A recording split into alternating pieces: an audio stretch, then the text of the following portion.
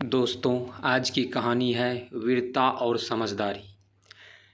हिमालय के जंगल में ऐसे कई पेड़ पौधे हैं जो अपने आप में अनोखे हैं। ऐसे पेड़ पौधे और कहीं नहीं पाए जाते। इन पर लगने वाले फल और फूल सबसे अलग होते हैं। इन पर लगने वाले फल इतने मीठे और खुशबूदार होते हैं कि कोई भी इन्हें खाए बिना रह नहीं सकता।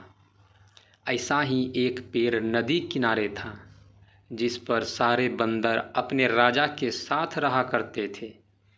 बंदरों के राजा का नाम महाकपि था। महाकपि बहुत ही समझदार और ज्ञानवान था। महाकपि का आदेश था कि उस पेड़ पर कभी कोई फल न छोड़ा जाए। जैसे ही फल पकने को होता, वैसे ही वानर उसे खा लेते थे। महाकपि का मानना था कि अगर कोई पका फल टूटकर नदी के रास्ते किसी मनुष्य तक पहुंचा, तो ये उनके लिए बहुत हानिकारक हो सकता है। सभी वानर महाकपि की इस बात से सहमत थे और उनकी आज्ञा का पालन करते थे।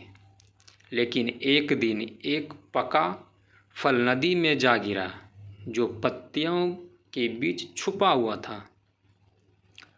वह फल नदी में बहकर एक जगह पहुंच गया, जहां एक राजा अपनी रानियों के साथ घूम रहा था। फल की खुशबू इतनी अच्छी थी कि आनंदित होकर रानियों ने अपने आंखें बंद कर ली। राजा भी इस खुशबू पर मोहित हो गया। राजा ने अपने आसपास निहारा तो उसे नदी में बहता हुआ फल दिखाई दिया। राजा ने उसे उठाकर अपने सिपाहियों को दे दिया और कहा, ये कोई इसे खाकर देखो कि यह फल कैसा है। एक सिपाही ने उस फल को खाया और कहा कि ये तो बहुत मीठा है।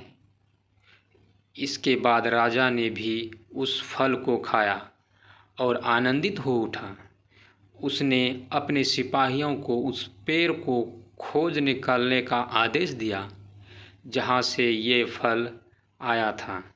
काफ़ी मेहनत के बाद राजा के सिपाहियों ने पेड़ को खोज निकाला। उन्हें नदी किनारे वो सुंदर पेड़ नज़र आ गया। उस पर बहुत सारे वानर बैठे हुए थे। सिपाहियों को ये बात पसंद नहीं आई और उन्होंने वानरों को एक एक करके मारना शुरू कर दिया। वानरों को घायल देखकर महाकपि ने समझदारी से काम लिया। उसने एक बांस का डंडा पेड़ और पहाड़ी के बीच पुल की तरह लगा दिया। महाकपि ने सभी वानरों को उस पेड़ को छोड़कर पहाड़ी की दूसरी तरफ जाने का आदेश दिया।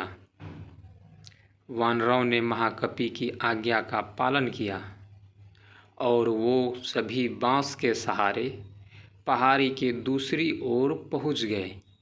लेकिन इस दौरान डरे सहमे बंदरों ने महाकपि को बुरी तरह से कुचल दिया। सिपाहियों ने तुरंत राजा के पास जाकर सारी बात बताई। राजा महाकपि की वीरता से बहुत प्रसन्न हुए और सिपाहियों को आदेश दिया कि महाकपि को तुरंत महल लेकर आएं और उसका इलाज करवाएं।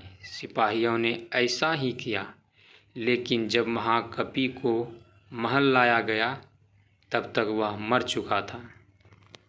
दोस्तों, इस कहानी से क्या सीख मिली, कमेंट बॉक्स में ज़रूर बताएं और जाते जाते मेरे चैनल को सब्सक्राइब कर बेल आइकन दबा दें। धन्यवाद।